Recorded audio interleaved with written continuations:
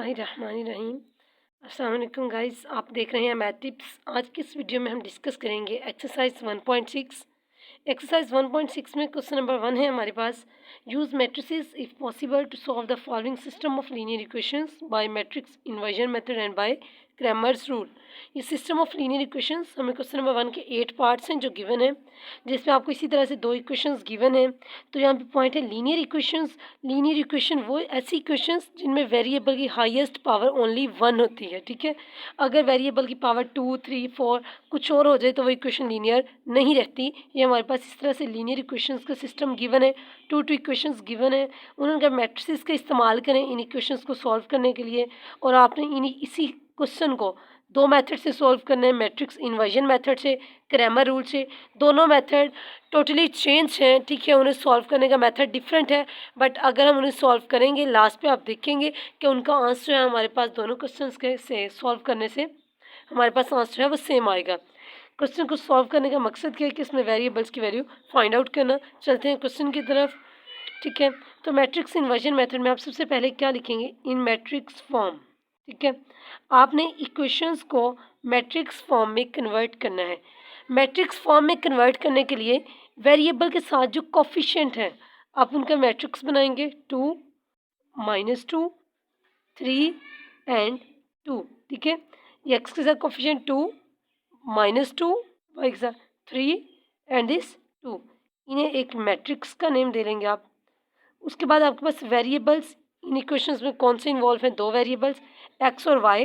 उन्हें column matrix की form में लिखेंगे। X and Y is equal to 4 and 6, जो हमारे पास ये बाकी बच गए हैं।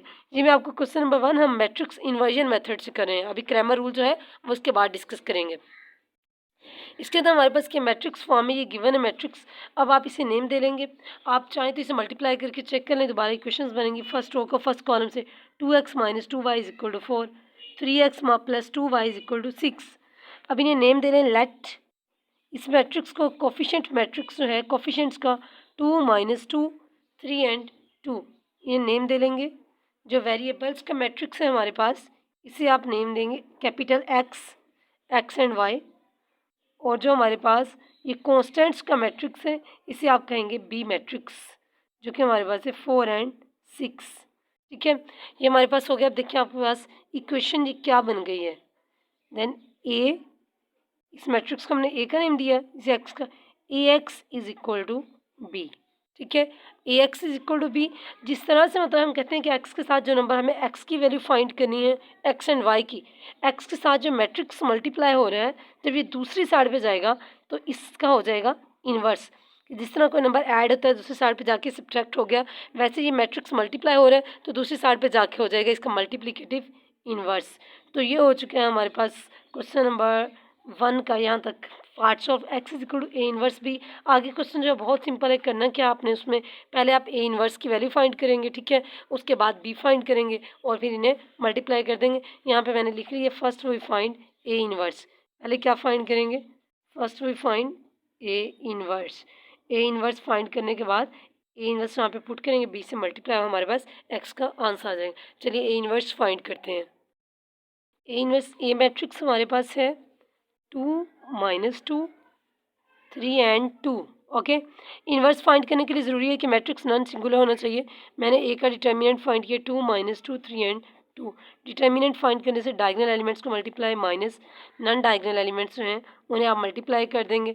2 to the 4 minus minus plus 3 to the 6, 4 + 6 10। ये हमारे पास ए का डिटर्मिनेंट आ गया जो कि हमारे पास नॉन सिंगुलर है, तो इट्स मीन इसका इन्वर्स पॉसिबल है। अब आप यहाँ पे ले लेंगे एडजॉइंट ऑफ ए डिटर्मिनेंट आ गया एडजॉइंट ऑफ ए। ये हमारे पास ए मैट्रिक्स था। डायगोनल एलिमेंट्स को रिप्लेस करें 2 एंड 2। नॉन डायगोनल एलिमेंट्स की जगह चेंज कर दें, सॉरी डायगोनल एलिमेंट्स की जगह चेंज किए, नॉन डायगोनल के साइन चेंज कर दें, +2 एंड -3। ये एडजॉइंट ऑफ ए आ गया। इन्वर्स का फार्मूला लगाएं, we know that A inverse is equal to adjoint of A by A determinant, ठीक है। वैल्यूज पुट कर लेंगे। एडजॉइंट ऑफ ए का हमारे पास आंसर 2, 2 -3 एंड 2, ये हमारे पास एडजॉइंट ऑफ ए। डिटर्मिनेंट का आंसर 10। तो ये हमारे पास ए इन्वर्स आ गया गाइस। तो पीछे जो हमने इक्वेशन 1 निकाली थी x is equal to A inverse B, उसमें वैल्यू पुट करेंगे। Put in equation 1 A inverse की वैल्यू पुट कर दें, हमारे पास इक्वेशन 1 है x is equal to A inverse B. तो मैंने यहाँ पे x फाइंड करने के लिए क्या किया, ए इनवर्स मैट्रिक्स की जो वैल्यू आई है 2 2 -3 एंड 2 डिवाइडेड बाय 10, इसे मल्टीप्लाई करना है बी मैट्रिक्स के साथ, बी मैट्रिक्स से 4 एंड 6, तो इन्हें मल्टीप्लाई कर लेंगे आप मैट्रिक्स मल्टीप्लिकेशन के रूल के अकॉर्डिंग। किस तरह से मल्टीप्लाई होगा, फर्स्ट रो को फर्स्ट कॉलम से multiply, 2 4 the 8 plus 2 6 the 12। Second row को फर्स्ट कॉलम से मल्टीप्लाई करें हम, -3 को 4 से -12 प्लस 6 टू द 12।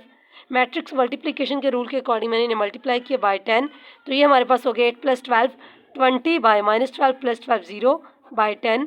अब ये बाय डिवाइड हो रहा है।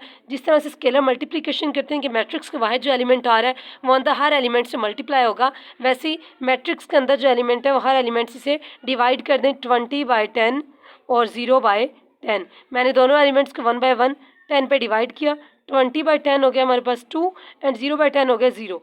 गाइस जब हमने लेट किया था स्टार्ट में, वहाँ पे आपको मतलब याद हो गया एक्स को हमने लेट किया एक्स एंड वाई, एक्स किसके इक्वल था, एक्स एंड वाई के इक्वल था। This is equal to x is equal to 2 and 0। तो यहाँ से हमारे पास इसका सॉल्यूशन आ गया। हैंस यहाँ से हमें क्या पता चला, x is equal to 2 and Y is equal to 0। ये हमारे पास मैट्रिक्स इन्वर्जन मेथड से हमारा क्वेश्चन जो है कम्प्लीटली सॉल्व हो गया। गाइस होपफुली आपको